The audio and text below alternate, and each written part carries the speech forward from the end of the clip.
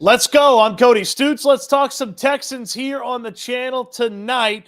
Welcome into the channel. Welcome into the video. Plenty to get to on this Texans team, including when do we get worried about Laremy Tunsil? Should we already be worried about Laremy Tunsil? What's the position player power rankings for this team right now? And what haven't we seen from the Houston Texans to this point? You can get in live. You can get in on the comment section. We want you interacting in this video tonight. If you're watching this after the fact, the comment section down below is live, and we're always responding and having good conversations in there. On your way to the comment section, hit that thumbs up button, subscribe to the channel if you haven't already, and of course, check out Houston Football, where I do all my writing about the Houston Texans. The link to that is in the description down below. We'll have raffle updates for you. Talk about our friends on Underdog Fantasy. So much more. Appreciate everybody jumping in on the channel tonight. There is so much to get to.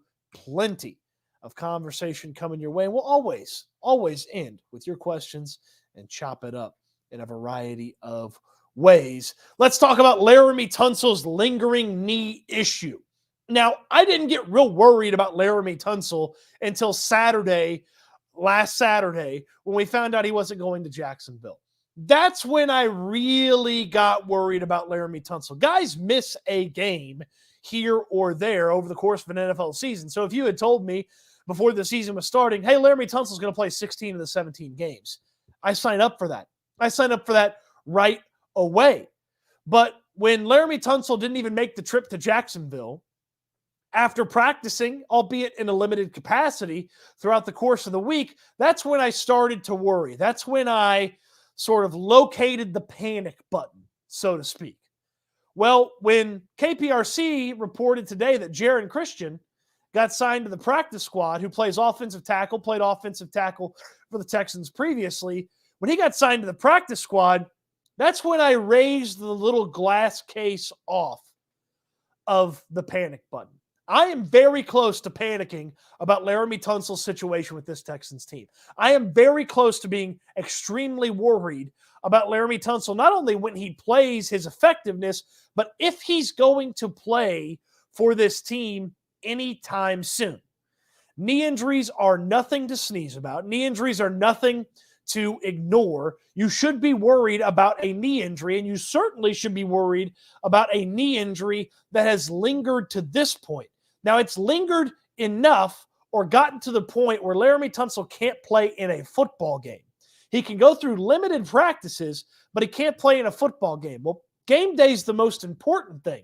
I don't care if he practices. If Laremy Tunsil wants a DNP Wednesday, Thursday, and Friday, and then show up on Sunday, throw the cleats on, and go out there and protect the blind side, go for it. I'm happy to have Laremy Tunsil there at left tackle. Practice be damned. But if it's to the point where he can practice a few days, then on Saturday, the team and Laremy Tunsil look around and like, I can't go tomorrow. And then they're like, you can't go tomorrow.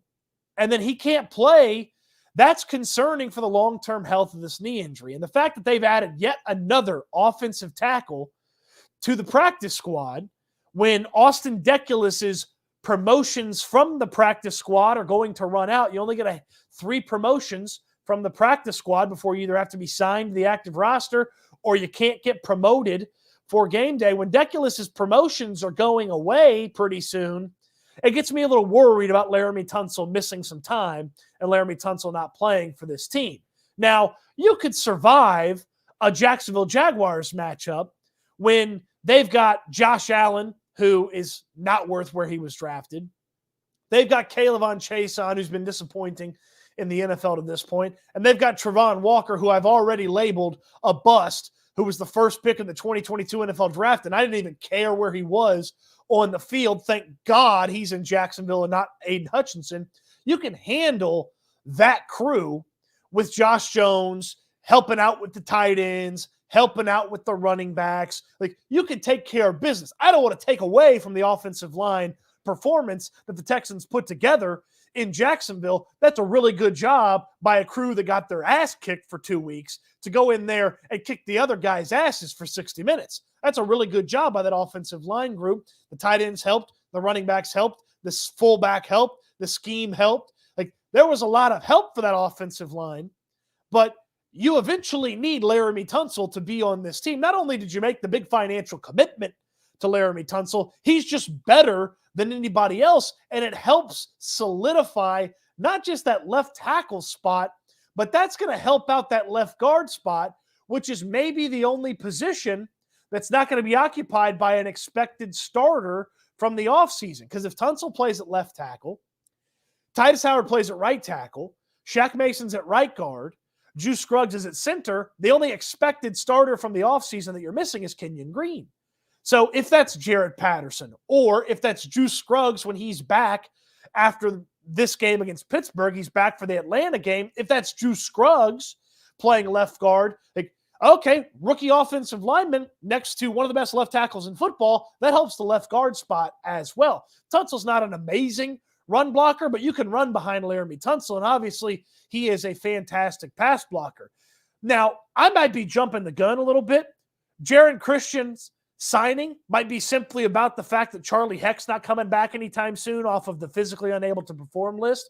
That may be the simple matter of why Christian's here, but I got the conspiracy hat on. Hold on, let me go get it for everybody. Let me go get the conspiracy hat.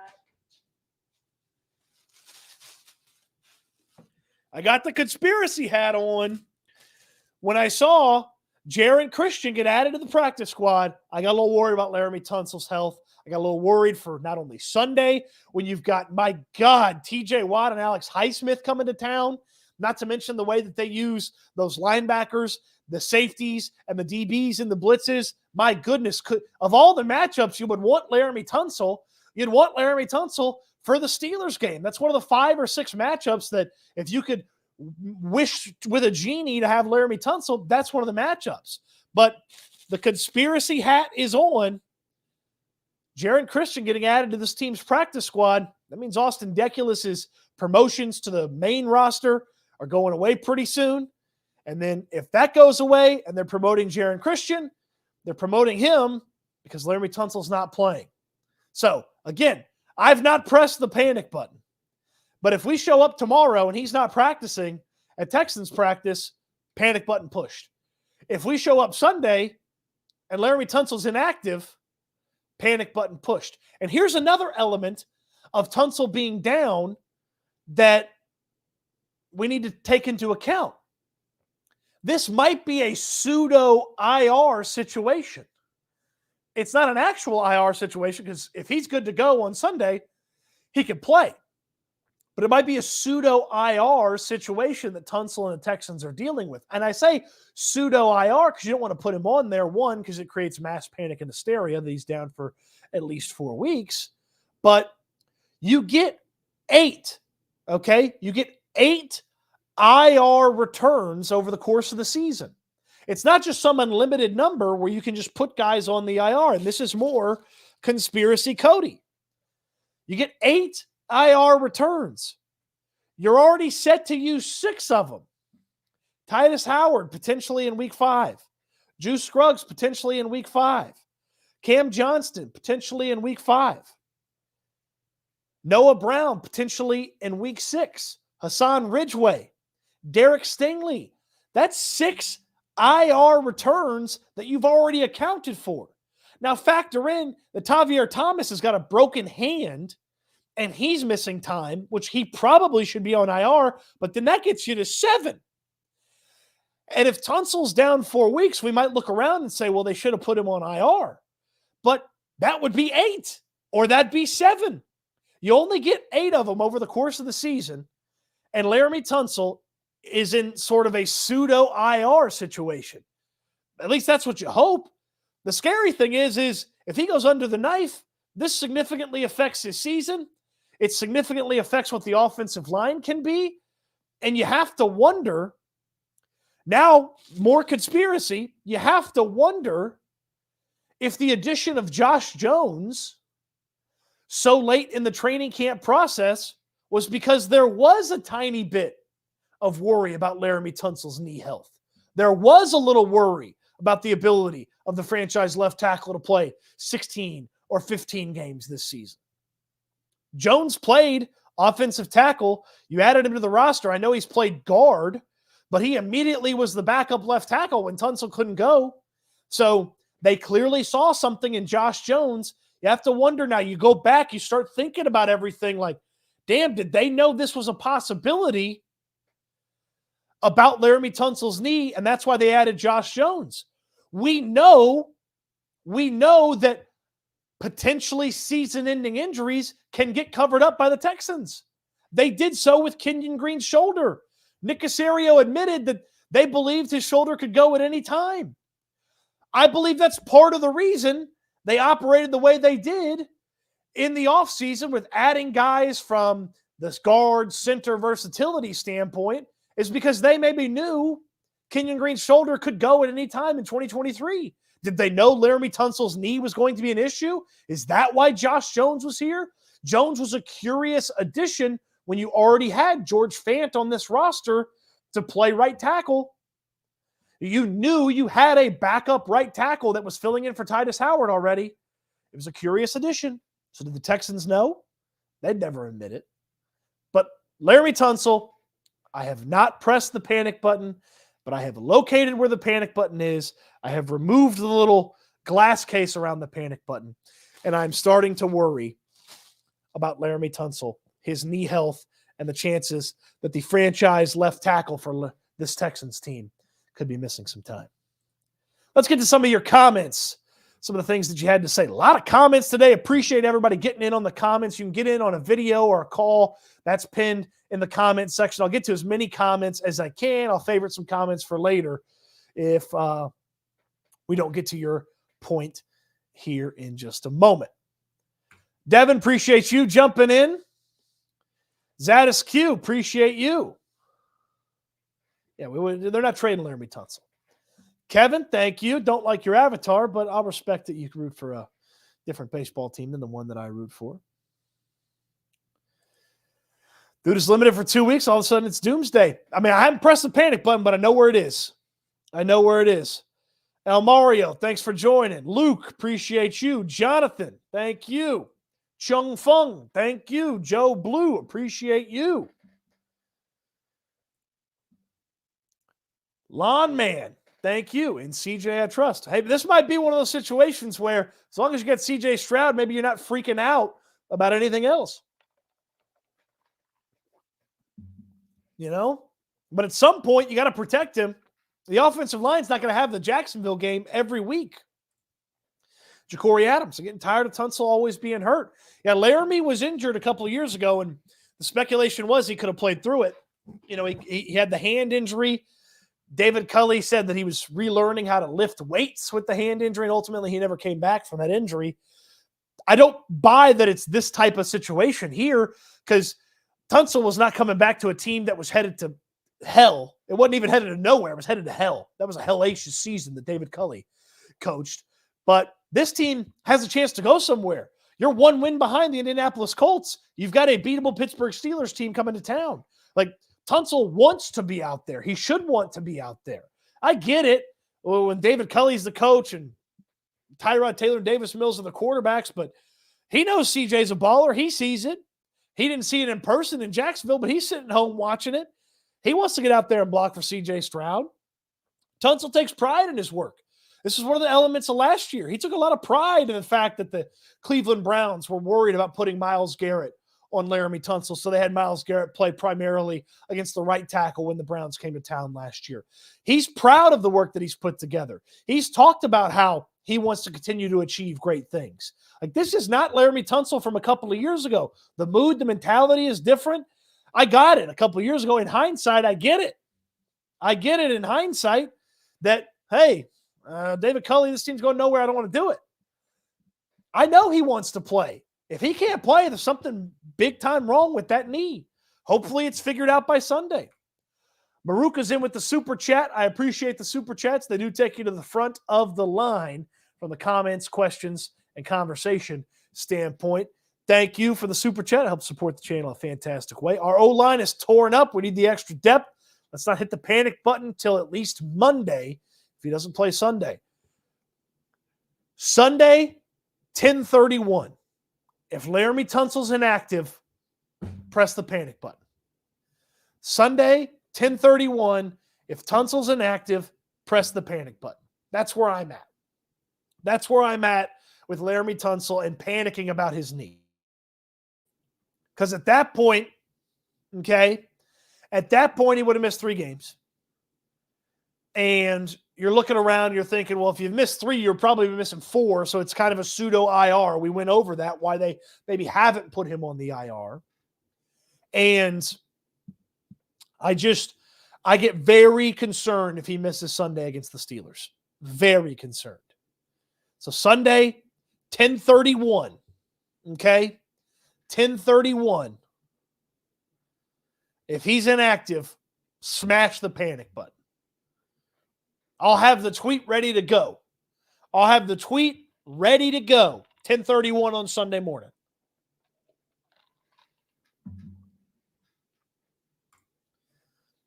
Justin Pearson, Cody, I feel the Steelers game is going to be such an ugly game, especially if our defense takes another step up. Ugly for the Steelers? It could be very ugly for the Steelers. We'll talk about that a little bit later on. Some fun stats that I've dug up. I mean, I didn't do a lot of digging, but some fun stats about this thing. EB, appreciate you jumping in. Good time for a late night live. Yeah, we have some fun out here. Have some fun. Lawnmower Man 44. I'm rooting for the backups. Yeah, man, look. Those guys played their butts off against Jacksonville. They did a really good job, and they deserve a lot of credit. I talked about how they were the unsung heroes. Well, we're going to sing their praises here on this channel. We're going to sing the praises of those 5 offensive linemen that played. I mean, Josh Jones was real bad against the Colts. He was much better against Jacksonville. They still can't get a lot of push from the rushing attack. That will come.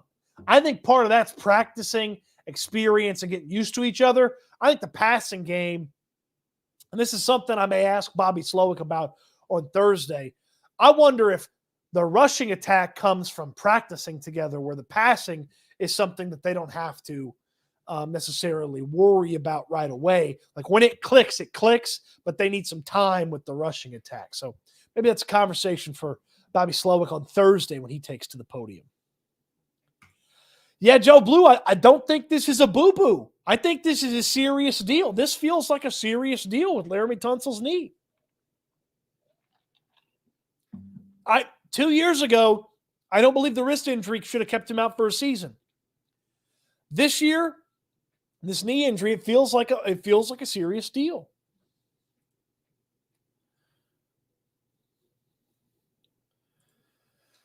I want him to be healthy. I'm not concerned about him missing a game here or there, but him being ready and healthy is most important. Yeah, that's another aspect of this.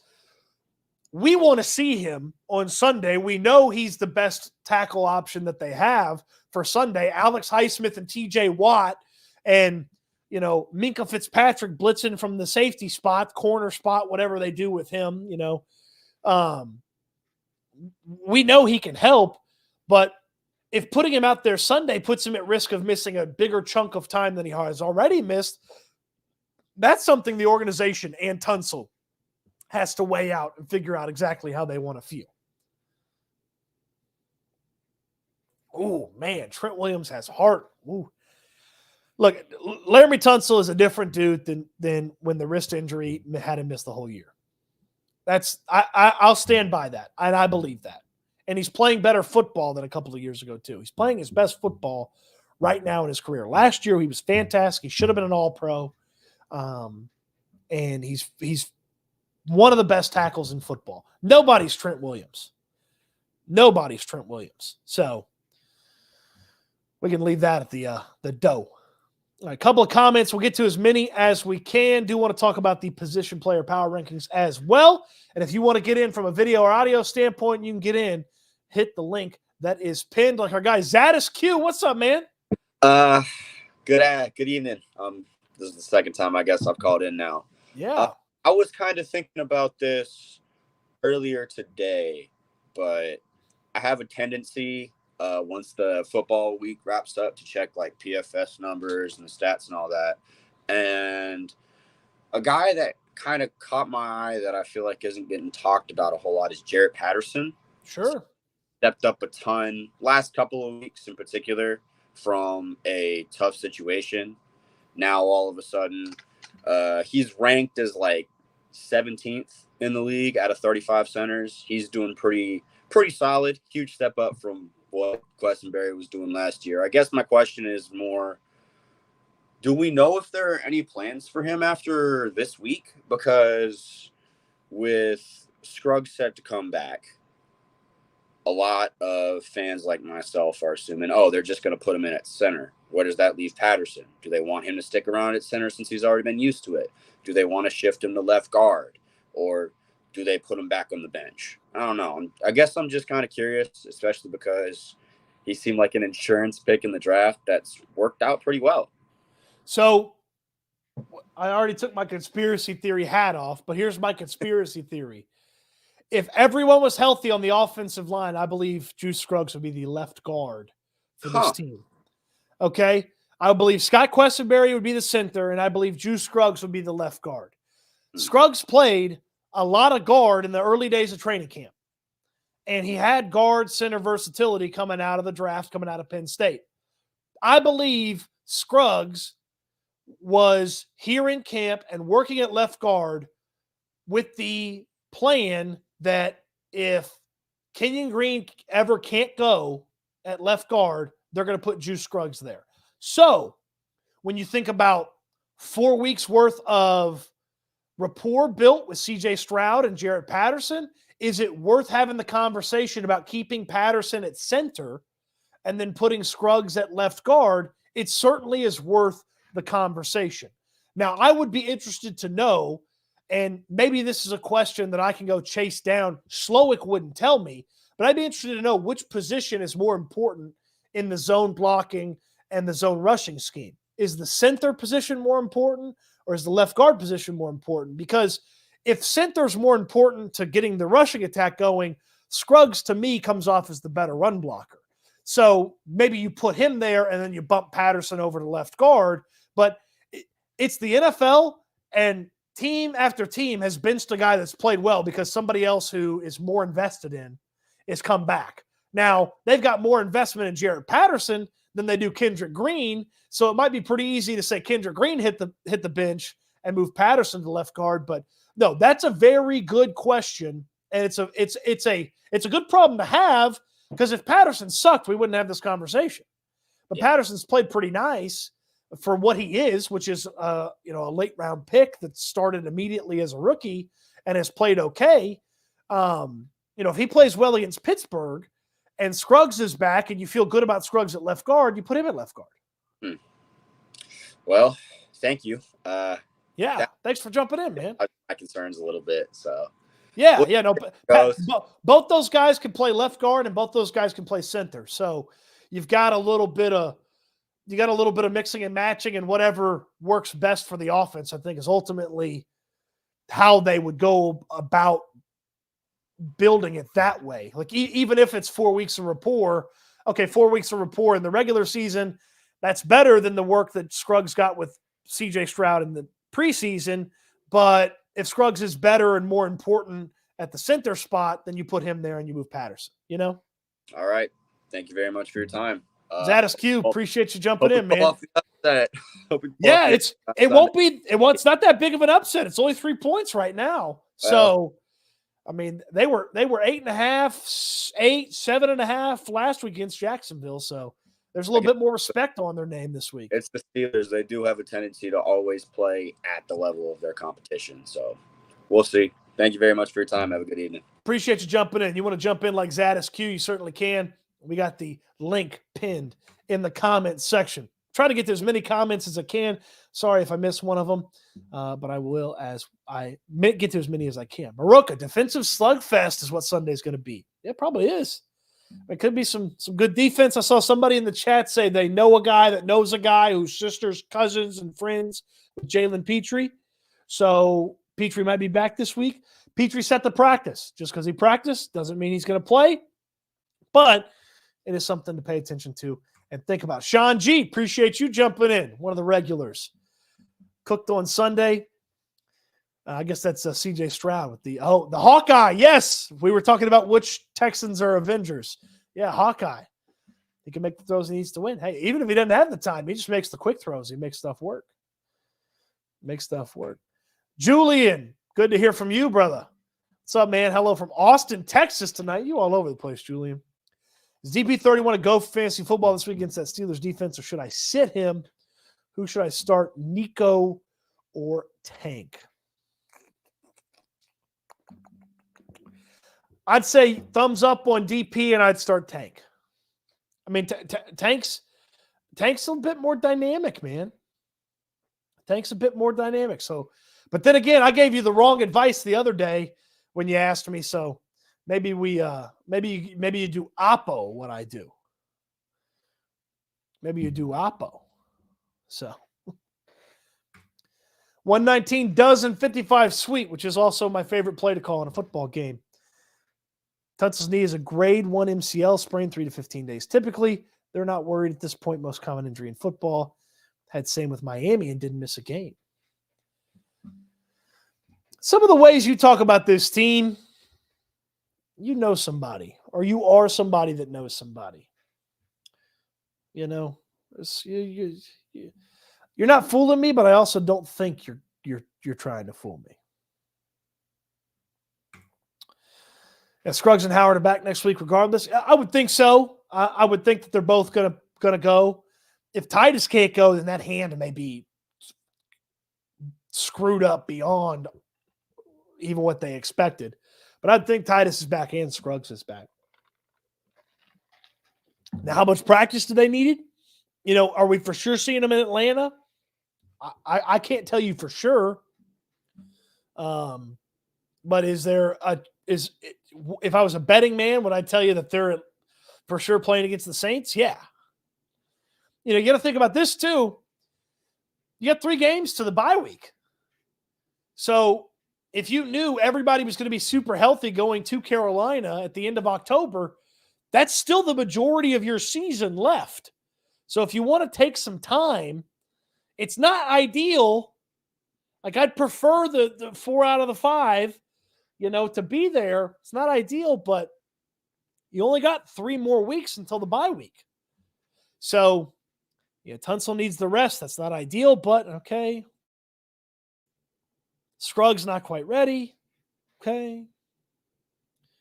So, El Mario, feel like we're getting Tunsil ready for TJ Watt. Didn't want to risk him aggravating his knee last Sunday, but hopefully it's nothing serious. Yeah, that's the hope. That's the hope. I like that. It's a good conspiracy theory, El Mario. Rick says we need a running back to put a shoulder in TJ's midsection while he's being blocked on every pass play. Make it hurt. Yeah, Jimmy Ward's had this comment the other day. He said, eventually after you hit guys get tired of getting hit. That goes for the offensive guys hitting the defensive guys too. You know, pass rushers, it's brutal. You think about some of the stuff that JJ used to have to go through, the double, triple teams, what Rick's talking about, where guys are putting their face mask into people's ribs, you know. So I don't know what this is in reference to, but I don't like to call myself paranoid, but I will call out paranoia when it's possible.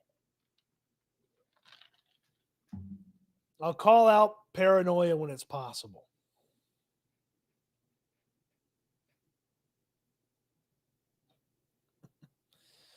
All right, let's see. Oh, jeez.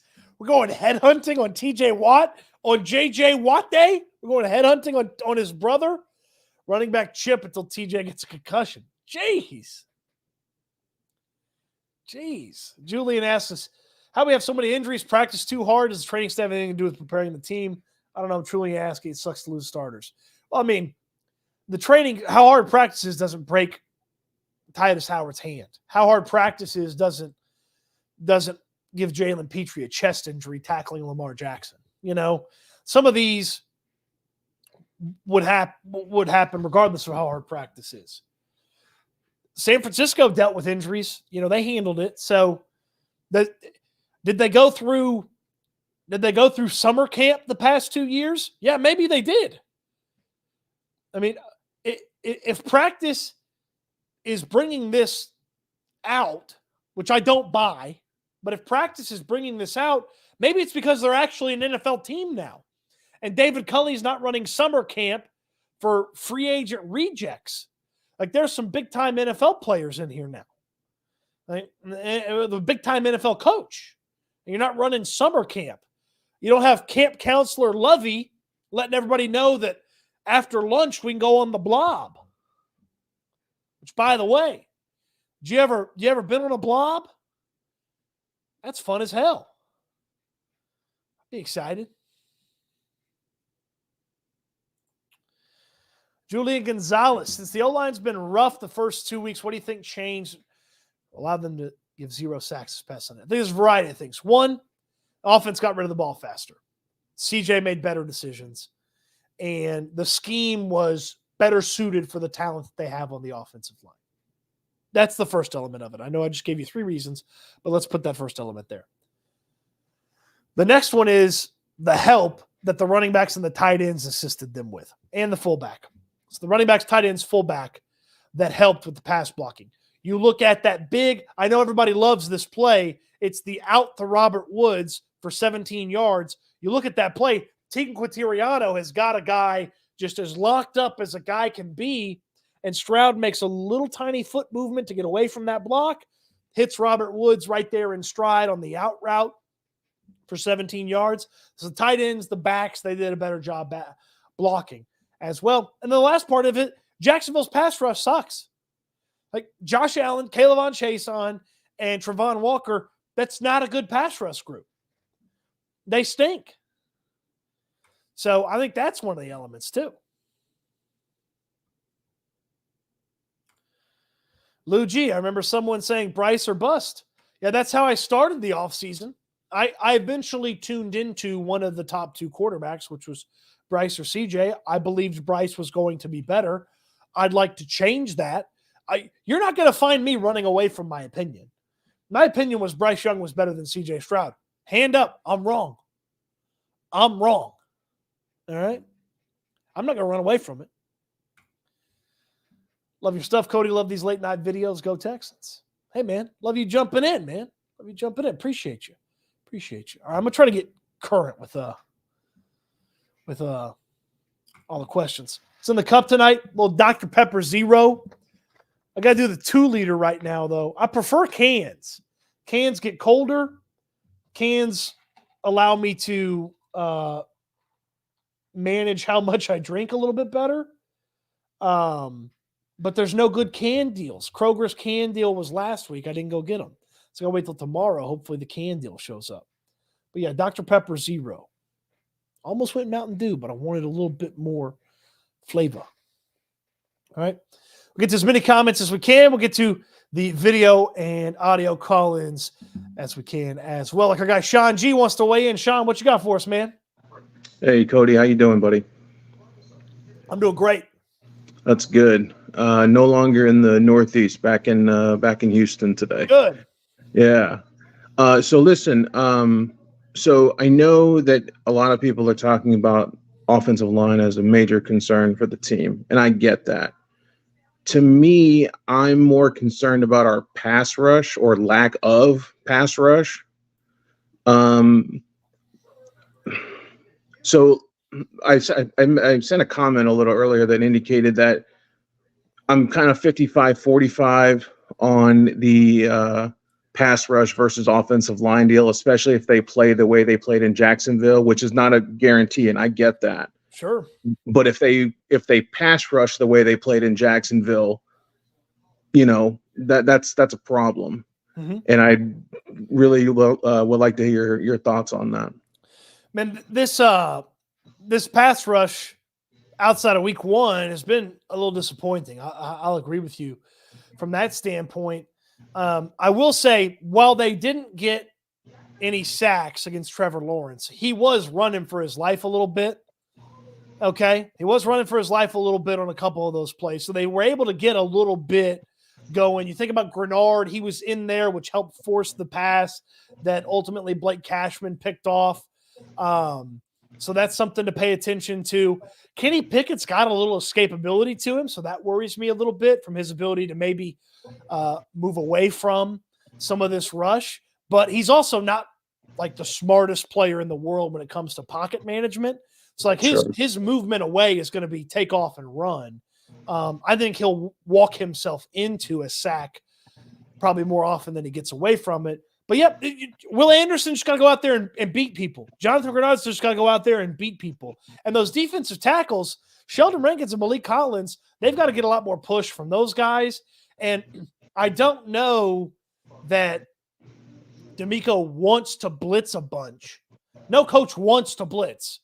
But I do believe you'll see a couple of those, where we saw it with CJ where, hey, there's 7 guys and there's 5 blockers. I believe we'll see a couple of those on Sunday just to get to Pickett, try to make him make a quick decision and then make a mistake.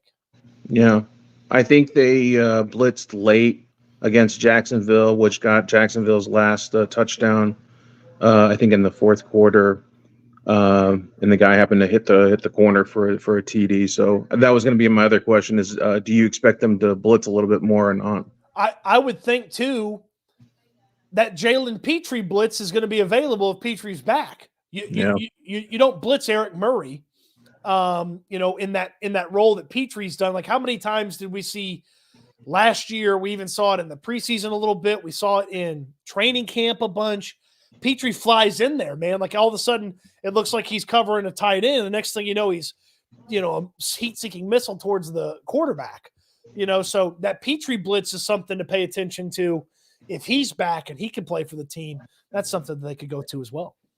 Yeah. All right. That's all I had. I appreciate it. Thanks for having me on.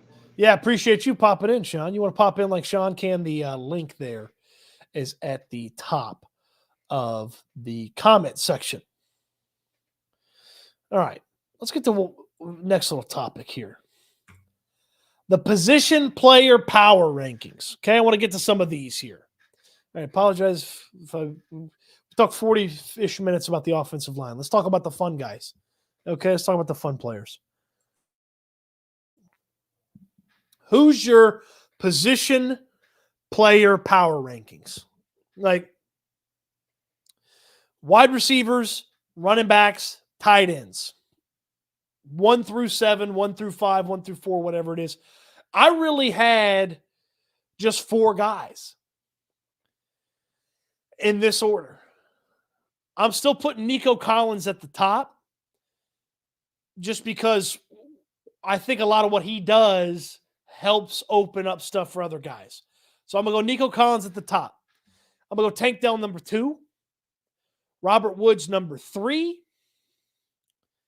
and then Dameon Pierce number 4, kind of with an asterisk, because I really didn't want to rank anybody after those first 3 guys.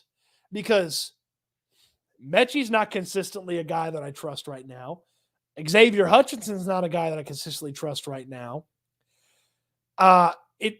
There's not any volume for the tight ends. Schultz is not trusted. Schultz dropped the touchdown the other day. Like, you can't trust Schultz. So I'm intrigued to see where people rank this, but I would have a hard time ranking anybody ahead of the 3 wide receivers I mentioned, Nico Collins, Tank Dell, and Robert Woods. And if you want to switch Tank and Nico, Kevin just did this here. You want to switch Tank and Nico, that's fine. You want to switch Woods and Nico, the first 3 guys in whatever order you want to put are the 3 guys. It's who's number 4, who's number 5, who's number 6 that I'm having a hard time with. Is it Brevin Jordan? Like, Brevin Jordan has been more productive from a results standpoint than Dalton Schultz. I'm not going to sit here and tell you I know everything about this offense and I've watched all the film and actually Dalton Schultz does this or that. I don't know. But from a productivity standpoint, catch the ball, make the play, Brevin Jordan's been better than Dalton Schultz. Now, I'll give Dameon Pierce a lot of credit. The rushing numbers suck. But there's only a handful of running backs that could have dealt with what Dameon Pierce dealt with on Sunday and put together the game that Dameon Pierce put together. He was a tough SOB on Sunday. He turned losses into gains he turned losses into no gains, and he turned small gains into regular gains. Like Dameon Pierce did some things on Sunday that only a handful of backs can do. And so I'm putting him 4, and then I'm putting Brevin Jordan 5, and then no one else is getting ranked. Dalton Schultz is dropping passes, dropping touchdowns. John Mechie's not used a bunch just yet. Tegan Quintiriano, have they thrown the ball at him yet? Does he have a target on the season? I don't believe he does. Like, does Quintiriano even have a target? I can't remember one. I can't for sure tell you he's got a. I'm looking it up right now. He's got 2 targets on the season, 1 catch for a first down. Like, I'm not ranking Beck. Okay? I'm not ranking Beck after that 2 yards of disappointment against the Colts. It was a special teams play. It wasn't an offensive play that he made on Sunday. Okay? On offense, he's not been good. So, Collins, Dell, Woods, those are your 3 in whatever order you want to put them in. You want to put Tank at the top, put Tank at the top. You want to put Dell at the top, you want to put Collins at the top, put Collins at the top. You want to put Woods at the top, put Woods at the top. Those are the 3 guys, whatever order you want to do for 1, 2, and 3. 4, I'm going Dameon Pierce because only Dameon Pierce could have made some of the plays that worked on Sunday work. And then 5, I'm going Brevin Jordan. Nobody else gets ranked. It's like if I had to fill out an AP ballot for college football, I wouldn't rank anybody. I'd rank 5 schools. I'd rank 5 players, and I'd leave the rest blank. If I had to rank a 6th player,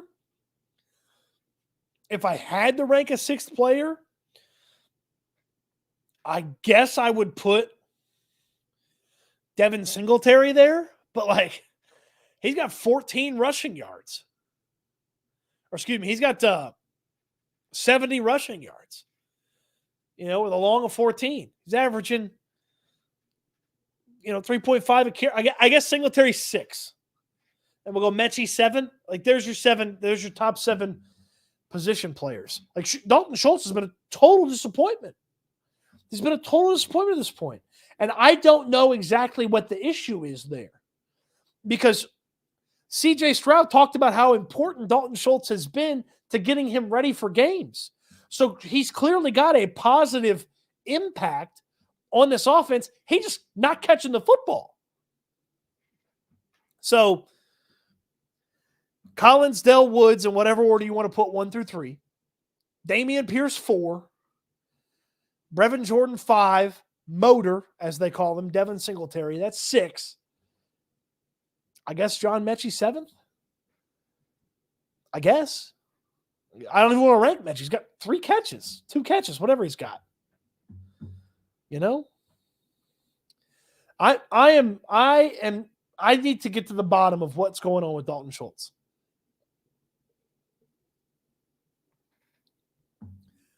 And it may just simply be the opportunities where he's shown up, he's looked bad. That may be the simple fact of the matter. Let's see what you folks have to say. A lot of love for Brevin Jordan I'm seeing. Let's pull this off, get to the comments here. Beck needs that honorable mention. Special teams wasn't offense. TQ got targeted on a blitz on Sunday. Yep. Quintiriano made some nice catches in minicamp. He had some really nice blocks on Sunday. You got to block to get on the field in this offense. Pierce was balling on Sunday. I know the stat sheet doesn't say Dameon Pierce balled out, but Dameon Pierce balled out on Sunday. This O-line gets right. Man, when this O-line gets right, he might be ripping off hundos every week.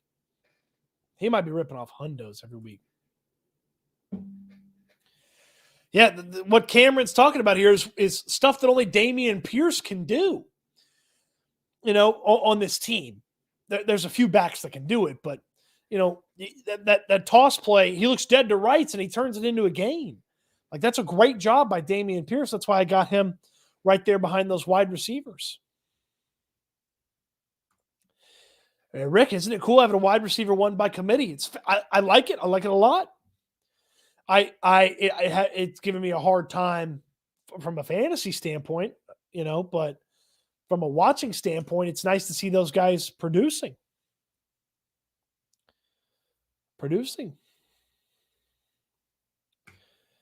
That's the job, man.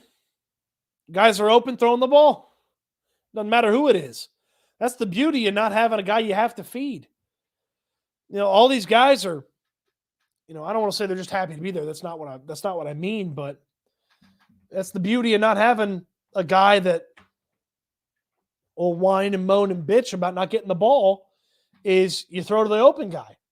And it's a meritocracy. You want the ball? Get open. Beat your man. CJ will find you. CJ will find you. Now, speaking of those wide receivers by committee, I had some fun with Underdog Fantasy over the weekend. Didn't do great in the Texans Jaguars Underdog Fantasy Pick'em entry, but I did have some fun with Underdog Fantasy.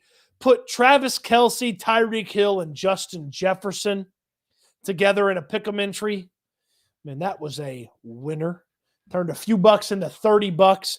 You can do the same in Underdog Fantasy. It is the best way to play fantasy. They've got weekly drafts. That's right. The draft is my favorite part of fantasy football. They got weekly drafts with just that week's slate of players. They also today brought back one of my favorite aspects of Underdog Fantasy to the point where I need to put it on the screen right now. One of my favorite parts of Underdog Fantasy is back. Best Ball Resurrection. It is your shot to go with a season-long best ball team. If you don't know what best ball is, it automatically starts your best players every week. You don't have to manage it. No trades, no pickups, no waivers, no nothing. Just automatically starts your best team every week. Best Ball Resurrection is back. I probably put 5 or 6 teams together for Best Ball Resurrection. I love having a little info on these guys and then seeing where guys go in that's a season-long draft. Love the weekly drafts. Pick'em's where it's at, though. Look at this. The featured Pick'em for this week is George Pickens. You put George Pickens into your Pick'em, you have a chance to win $100,000 from Underdog Fantasy. Man, they do it up big. We'll put together a Texans Steelers Pick'em entry on the channel before the week is over. Underdog Fantasy, the best way to play fantasy. Use my promo code Stoots, STOOTS. Hit the link in the description down below. Get your first deposit doubled up to $500.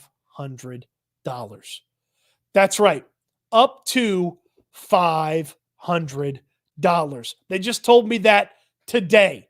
It used to be $100, which means if you put in $500, they will match it with an additional $500. That means you get to play with $1,000. You want to put in $20, you get $40. My buddy Matt, who lives up in Dallas, he put in $10. He put in $10. You know what he did with that $10? He turned $5 into $50 the other day, and he's loving Underdog Fantasy. He never played it before. All right, get in there. Link in the description down below. Support Underdog Fantasy. They support the channel. Appreciate all of you for checking them out. Game responsibly. That link in the bio or the link in the description down below will it will autofill the code. If not, the code is STOOTS. STOOTS. George Pickens higher or lower than 58.5 yards is low-key tough. It ain't easy. It ain't easy. It ain't easy. By the way, when you sign up, not only do you get the deposit match, they'll give you specials that are like higher or lower than half a yard. Okay? And you'll get those specials for the duration of the time that you play Underdog. Sometimes they pop up in other sports. I got a special for a baseball one. Oh, that's right. They have more than just football. They got basketball. They got baseball, even through the playoffs. I mean, they got everything. Underdog Fantasy is the best, man. It's the best.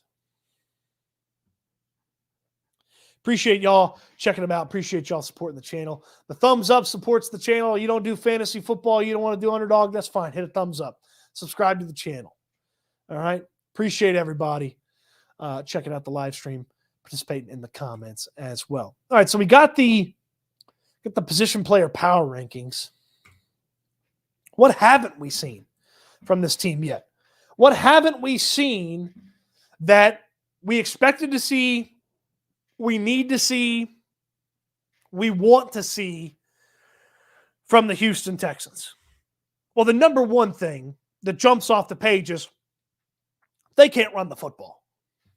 They can't run the football, and they may not be able to run the football until this offensive line gets healthy. So that's the first thing that kind of jumps off the page to me is they can't run the football. So how does that get fixed? How do they approach that? I, again, believe practice with this backup-laden offensive line is going to be how they eventually groove into being able to run the football. I believe that. And you got to think about this. They had one offensive line one week, and then they had a second offensive line the second week, and then they had a different one. You know, it's like they've had a bunch of moving and shaking and this and that, and it's just, it's not good. It's not good. They average less than 3 first downs via rush per game. Now, here's something that's important. Pittsburgh's given up double that amount each game. So it's not the most amazing rush defense, but it's not a bad rush defense. So you hopefully should be able to move the football on the ground against this Pittsburgh team, especially if that offensive line is starting to click, is starting to get together, and practice has helped them get deeper into their ability to execute this scheme from an offensive standpoint. So that's the biggest thing for me is the rushing attack, non-existent. Okay? Non-existent. We all expected that, but non-existent. The second thing, Dalton Schultz. We talked about him a moment ago. We don't have to revisit it. Dalton Schultz has been MIA, and when he shows up, it's not in a good way. So Dalton Schultz, had high expectations for him, haven't seen him pay off on those high expectations.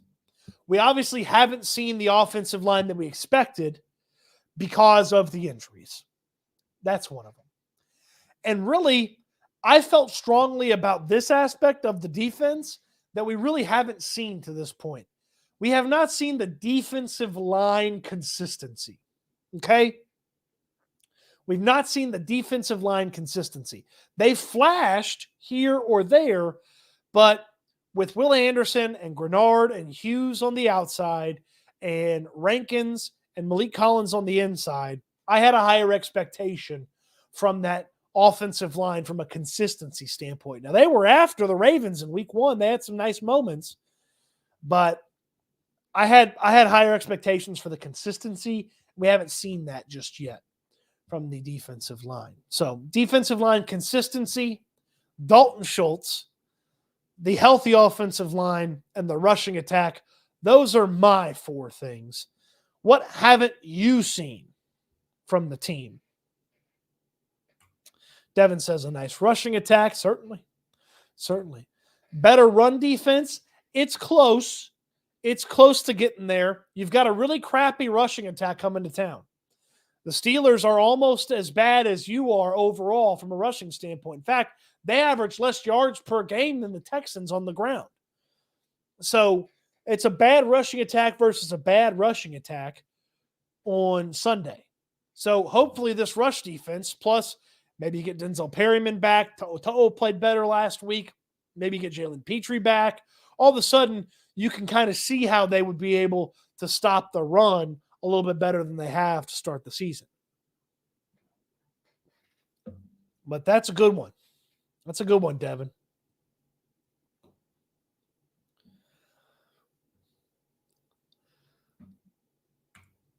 119 dozen 55 sweat.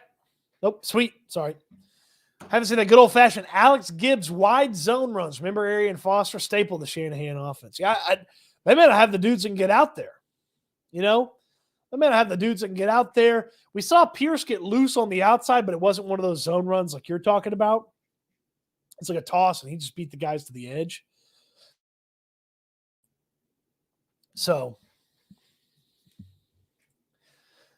Collectible says, we beat Najee and TJ. We stopped Najee and TJ, got this one in the bag.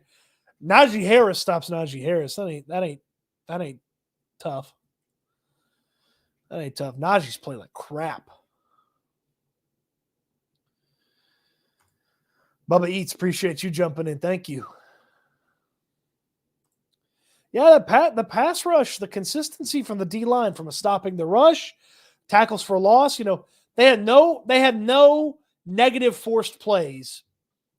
They had no negative forced plays against the Indianapolis Colts.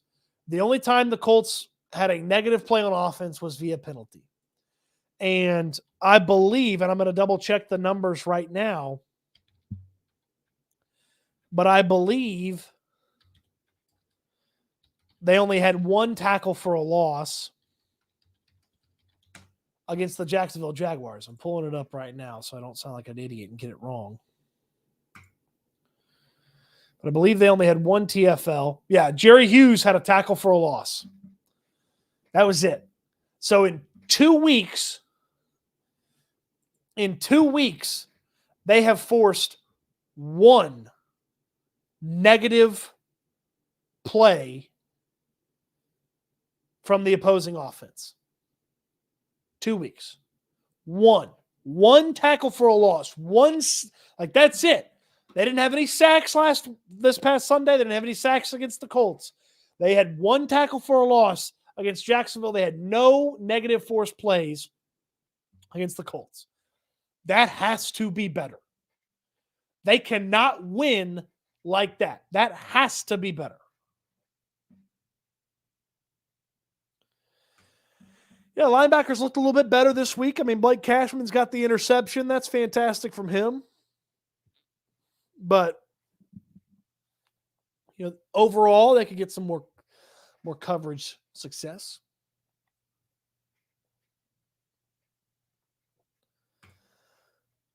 Dakota brings up a good point here. When Cam Johnston gets back, that's going to help with some of the hidden yards. It certainly will. It certainly will. Zentner is, I'm sure he's fine, but he ain't Cam Johnston. That's the biggest thing about it, is he ain't Cam Johnston.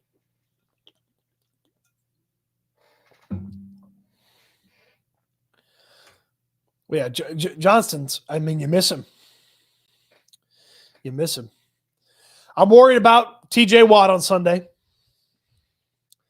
Titus Howard had a little success against him last week, or a couple of years ago. Not last week, but a couple of years ago. And I got to imagine TJ Watt's kind of kept that one in the back of the dome. Now, Howard's not going to play, obviously, but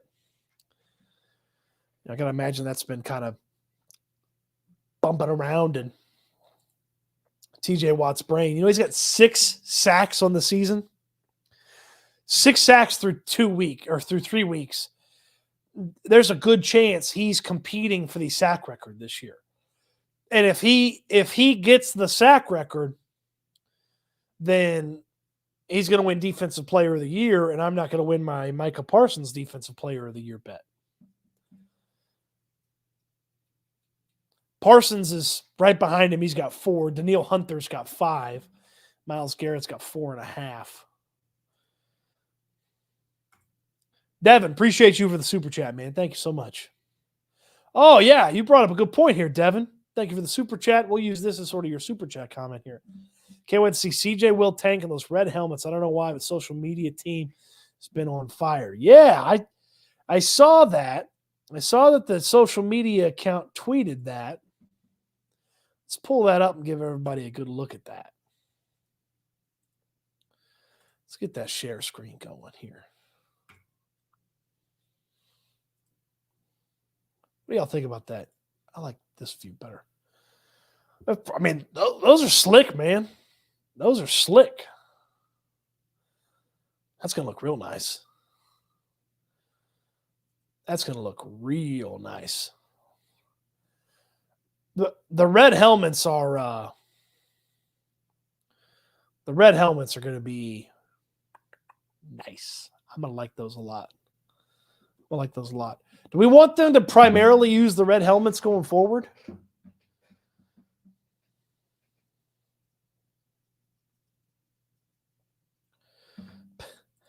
Battle Red curse needs to be broken. Wouldn't mind it. Breaking it about these breaking against these Pittsburgh Steelers. Man, I hope there's not a bunch of Steelers fans. That's one of the craziest fan bases. It's one of the biggest fan bases in all of football, and they are everywhere.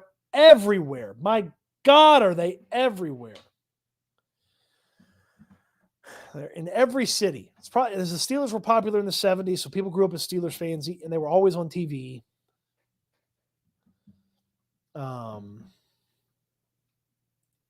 They're everywhere, man. God. Devin, appreciate you for the super chat and bringing up the red helmets. I meant to bring those up. Yeah, I want the red helmets to be the I want them to be the go-tos, like Sean's saying. Yeah. Venom 10. Would you think Texans take Higgins and Patrick Queen next year, 2024? T. Higgins is never making it to free agency. So if you want T. Higgins, you have to trade for him. But T. Higgins is never making it to free agency. The Bengals will either re-sign him or they will franchise tag him and trade him. And so he's never making it to free agency. So, and then Patrick Queen, I feel like they're going to be pretty set at linebacker. If they had a young guy in the linebacker room, I don't think they'd spend the money on Queen. Also, I mean, I don't know that Baltimore wants to let Queen get out of there.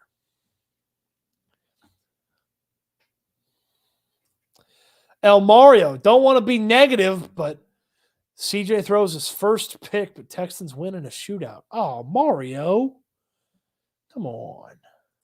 How it was I don't remember who it was the other day, but they were touting, hey, in this many pass attempts, this guy hadn't thrown an interception.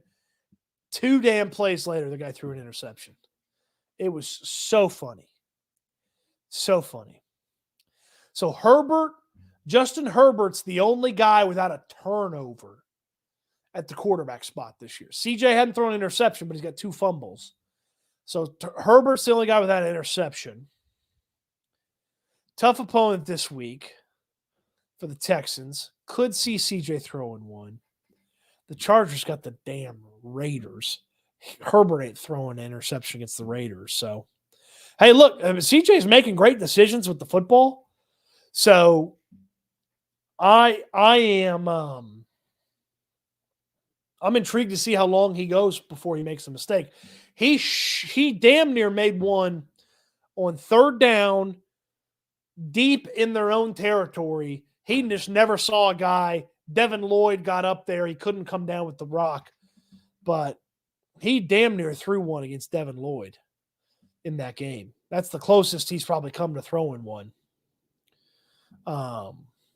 So I mean, he's been close a couple times. Closest with this past Sunday against Devin Lloyd, but hope he doesn't. I mean, yeah, you and me both, Rick. Mr. No Interceptions. That'd be great. That'd be great. Who do you think we grab in free agency? Ask me in January. I don't even know what they need in free agency. I mean, like, what do you shop for? Who's available? I don't know.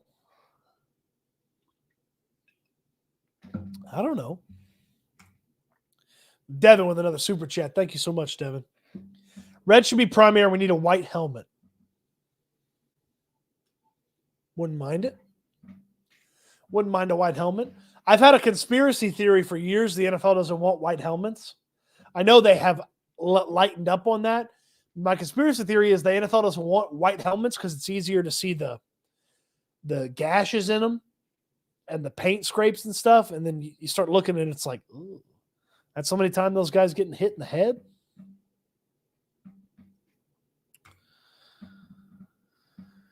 Red helmet's primary, the white helmet backup, I'm in. Sign me all the way up. You think if Tampa starts to lose out, they'll move Mike Evans for the trade deadline, not just for the Texans, but just in general? I'd call. Hell, I'd call for sure. I'd call him Mike Evans. That's the guy you can figure out how to use right away.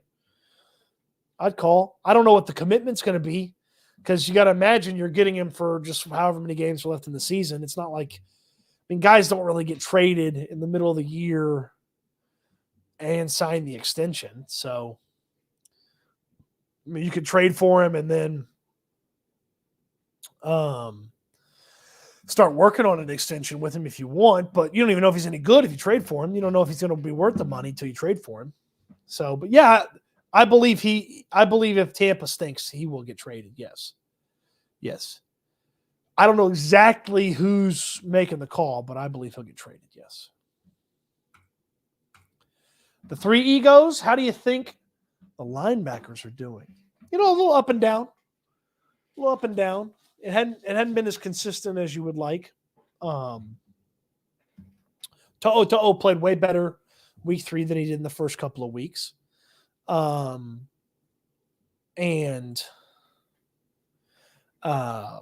Perryman injured, but he played okay for week 1, played a ton week 2, didn't have a lot of success.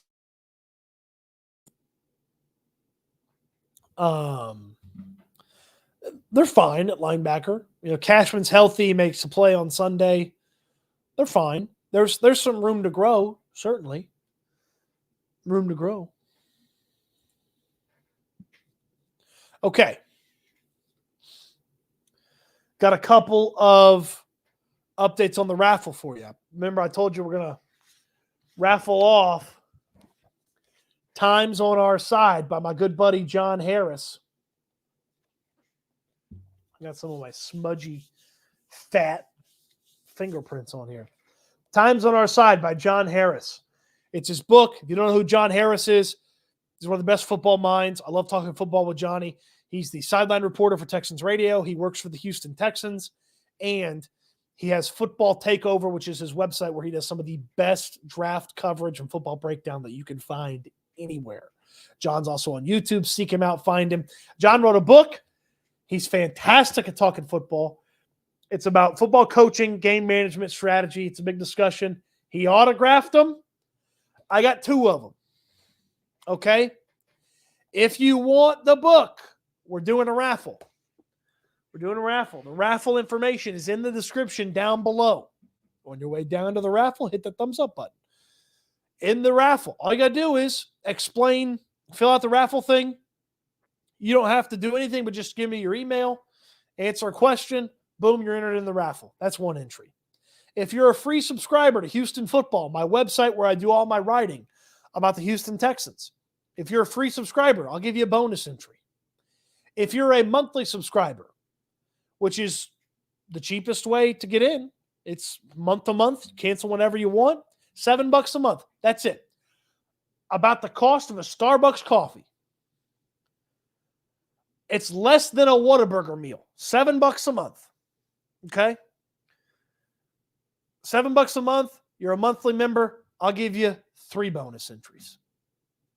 If you're an annual subscriber, which is $70 for 12 months, you're saying, well, the math doesn't really check out. Yeah, that means 2 months free. If you're an annual subscriber, 5 bonus entries. And if you're a founding member, that is 10 bonus entries. Okay? The raffle down below. You don't have to subscribe to Houston Football. That's just a way to get bonus entries. The raffle closes. Okay, I want to make this announcement. The raffle closes tomorrow night. So tomorrow night, I will shut the raffle off. Tomorrow night is Wednesday night. Wednesday night, the 27th, I will shut the raffle down. So get your entries in. We've been talking about it for over a week now. When this raffle's over, we'll regroup. we'll work on raffling off some new stuff. I am meeting tomorrow with somebody about hats.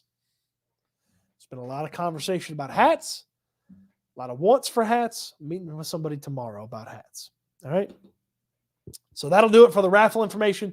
Get it down there in the comment section. All right. Final few questions and answers. All right. Ayad Ali, what about Garrett Wilson? Jets will never trade him. The Jets will never trade him. Here's the toughest part about true wide receiver ones. Here's the toughest part. Most of the time, you got to draft them. And if you don't draft them, you got to trade a crap ton for them. So here's your top 5 in receiving yards in the NFL through 3 weeks. Justin Jefferson drafted. Tyreek Hill traded a crap ton for him. Keenan Allen drafted. Puka Nacua drafted, which that ain't going to last. I'm tired of that storyline already. Devontae Adams traded a crap ton for him. Then you go through the next 5 or 6 guys. Olave drafted. Mike Evans drafted. Stephon Diggs traded a crap ton for him. Amon-Ra St. Brown drafted. CeeDee Lamb drafted. Then you got Nico Collins, Tank Dell drafted. Mike Williams drafted. Debo drafted. Tutu Atwell. That's the first guy where you're like, oh, okay, kind of got pretty lucky on this one. Amari Cooper, he's 16th in receiving yards. They traded a 5th-round pick for him. That may not ever happen again, But most guys get drafted, or you got to trade a crap ton for them to get a number 1 wide receiver. So you hope that the guys you drafted could turn into number 1s. Can turn into number 1s. You can make it through this year with the wide receiver room. Is that what you want to go to battle with next year? Probably not, but you can make it through this year with the wide receiver room.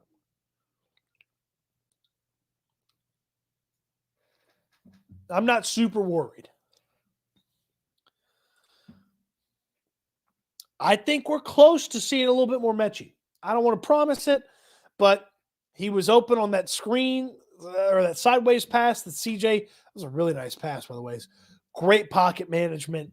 CJ scans the field, feels the pressure, and just whips it over to the left side.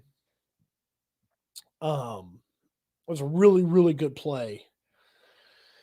So I think we're close to seeing a little bit more Mechie. Feels like he's getting his feet under him just a little bit more.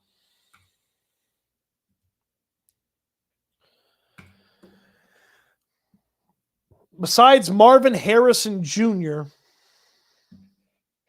are there other wide receivers that the Texans should look at? That Keon Coleman cat at Florida State's pretty damn good. It's Keon Coleman at Florida State. Ibuka at Ohio State's really good. Malik Neighbors is freaking disgusting. So I think Harrison Jr. is a first rounder next year. Ibuka's a first rounder. Neighbors is a first rounder. Keon Coleman's a first rounder. And then Washington's guy, Rome is probably a top of the second round guy. Xavier Worthy's probably a top of the second round guy. Troy Franklin at Oregon's probably a top of the second round guy. Torrey Horton's probably a second round guy. That's a Colorado State kid. Deep at wide receiver. You got a lot of other stuff to figure out, though. You got some defensive tackles that are coming up. Maybe you want to spend a corner because Stingley gets hurt a bunch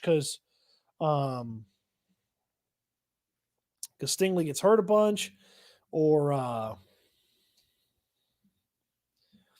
Steven Nelson leaves, so yeah, the X-Man, Xavier Worthy, yeah, probably top of the second, maybe sneaks into the first. Hadn't been amazing. Hadn't been amazing. Not like Neighbors and Keon Coleman and company. So another housekeeping thing I want to make sure I add for you guys. I'll let you guys know. I still have stickers. So if you'd like a sticker, send me an email. CODYSTOOTS@gmail.com. I will mail you a sticker. All you have to do is send me an email with your address. I'll mail it to you. I sent out 4 of them the other day. I put it right here. They're right in the envelope, send it right to your house. Okay? So Era Good Vibes stickers, still have some.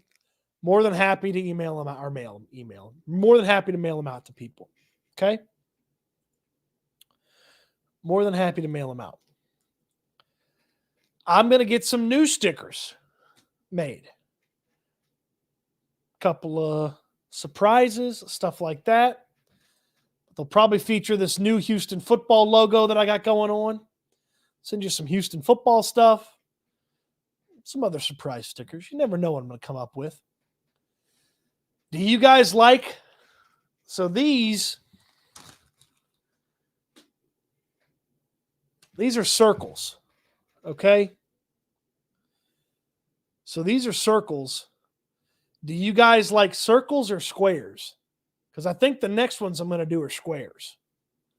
I think some of them fit better as squares. Don't have to decide now. They're not going to be ready like immediately, but they're on the way. Okay? They're on the way. I will not send you the one that I already peeled. I'll send you a fresh one. All right, couple more. Nathan, I think DT or corners where the first rounder goes. Yeah, I mean, look, if everybody plays well, if you decide to extend Steven Nelson in the middle of the year, Stingley comes back and plays awesome, maybe you don't invest in corner. But defensive tackle next to Malik Collins, there's some pretty nasty defensive tackles coming in. Pretty nasty defensive tackles coming in.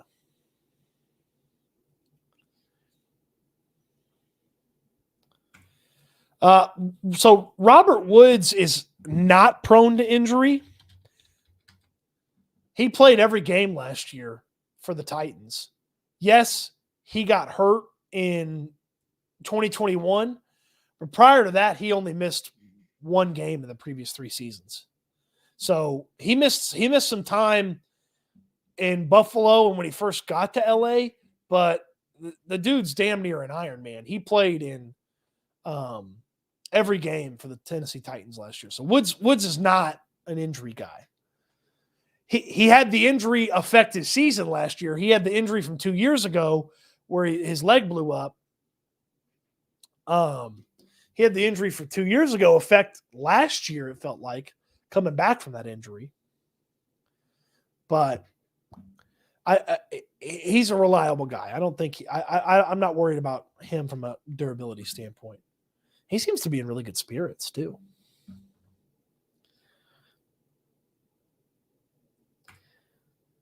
Yeah, DT tight end would be nice. Maybe Brock Bowers. Woo, woo, woo, woo. Brock Bowers or Jatavian Sanders from Texas. Golly, sign me all the way up for one of those two monsters. And it's probably foolish to spend a high pick on a tight end, but when those guys hit. Look at what Detroit's got with the Laporta kid. He is a freak, man. He's awesome.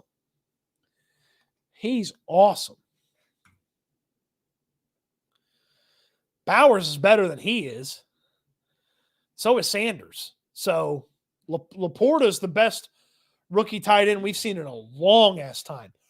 Rookie tight ends are not supposed to be good. Like, I think that's one of the biggest elements of Laporta being good at tight end.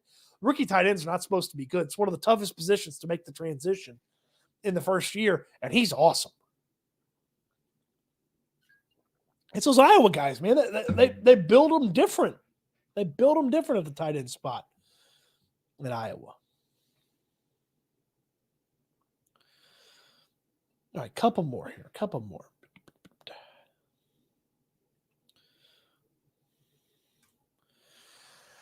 I like this approach. You got probably the 7th most money in football next year. I think that's what it is. The 7th most. We pull it up here on overthecap.com. Get the 5th most effective cap space in football next year. I mean, you nail a couple of free agents. You have guys that you want to spend some money on. You shop at the top instead of, from the middle. All of a sudden, the draft is, kind of nice. Kind of nice. Okay. That's going to do it for the live stream tonight. Housekeeping. Looking into hats. Tomorrow. Got a meeting. Okay, so looking into hats. Enter the raffle in the description down below. Check out Underdog Fantasy in the description down below. Subscribe to Houston Football in the description down below. I'm just going to start putting goofy stuff in there. And then if you guys just go to the description, you'll know there's fun stuff in there in addition to stuff that you need and is interesting to you as well. So head to the description, find all that fun stuff. If you want a sticker, send me an email. I'm happy to send it to you. I like going to the post office. I like getting mail, so I like sending mail. And some fun stuff coming your way on Houston Football, some fun stuff coming your way on the YouTube channel as well. As you noticed, we started doing some shorts, started doing some recorded videos. I have lots of fun here on the channel. Some collaboration stuff's popping up here in the next couple of weeks. So I'm excited about that. Thank you, everybody. Y'all are the best. Y'all are very supportive. You allow me to do what I do. I have a blast doing it. I'm glad you enjoy it. I'm glad you interact with it. Even if you hate me, I'm glad that you hate watch me. I appreciate that. Feedback is always welcome. I'm not going to say I'm always going to take it, but it's always welcome. So thank you, everybody, for all the support. And y'all are the best. I mean, this is just, I have so much fun doing these. We get to kick back, relax. We get to do some hardcore, deep discussion. We get to BS a little bit. This is fun, man. This is fun. This is even more fun than I expected it to be when I decided to go on this endeavor myself. So I really appreciate everybody. Thank you. All so very much. Ayad knows it. He's in there. Devin knows it. He's in there. This is my charge to you. This is my hope for you as well.